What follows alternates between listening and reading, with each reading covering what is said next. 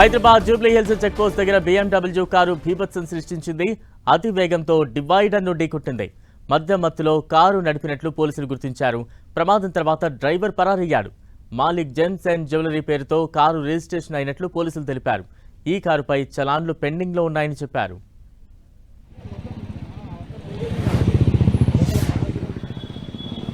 Hyderabad Jubilee check post పరిసర ప్రాంతాల్లో car అతి వేగంగా వచ్చి ఢీకొట్టిన దృశ్యాలు అయితే మనం చూస్తూ ఉన్నాం.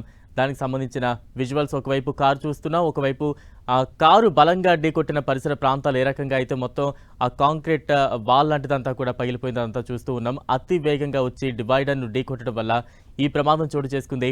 అయితే మధ్యలో కారు నడిపినట్లుగా అయితే పోలీసులు ప్రాథమికంగా గుర్తిస్తూ ఉన్నారు. కారు డ్రైవర్ అయితే వెంటనే కారును అక్కడ వదిలేసి అక్కడ నుంచి పరారైపోయాడు. ప్రస్తుతం దానికి సంబంధించి దృశ్యాలు చూస్తూ ఉన్నాం. ఏదైతే యాక్సిడెంట్కి గురైందో ఆ కారును కూడా పోలీసులు అక్కడ నుంచి తరలిస్తున్న దృశ్యాలు ప్రస్తుతం మనం చూస్తూ ఉన్నాం.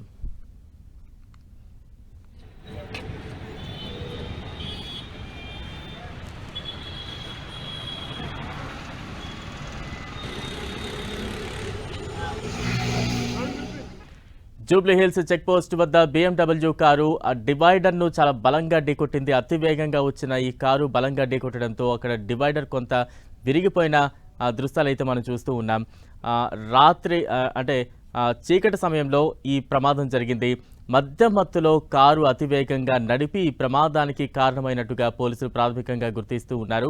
అయితే కారు ప్రమాదానికి గురి అయిన డ్రైవర్ వెంటనే కారును అక్కడ వదిలేసి అక్కడ నుంచి పరారైపోయాడు. ప్రస్తుతం దానికి సంబంధించిన దృశ్యాలు చూస్తూ ఉన్నాం. బలంగా కారు ఢీకొట్టిన తర్వాత అక్కడ డివైడర్ ఏ రకంగా విరిగిపోయింది దృశ్యాలు మనం చూస్తూ ఉన్నాం. మరోవైపు ప్రమాదానికి గల కారణమైన BMW కారును కూడా అక్కడ చూస్తున్నాం.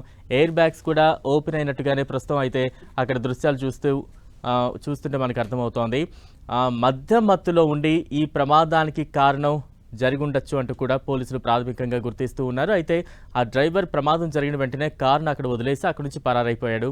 ప్రస్తుతం జూబ్లీ చెక్ పోస్ట్ దగ్గర BMW కారు బీభత్సం సృష్టించింది. అతి వేగంగా వచ్చి డివైడర్ను ఢీకొట్టడంతో డివైడర్ వాల్ మొత్తం కూడా విరిగిపోయిన పరిస్థితి మనం చూస్తూ ఉన్నాం.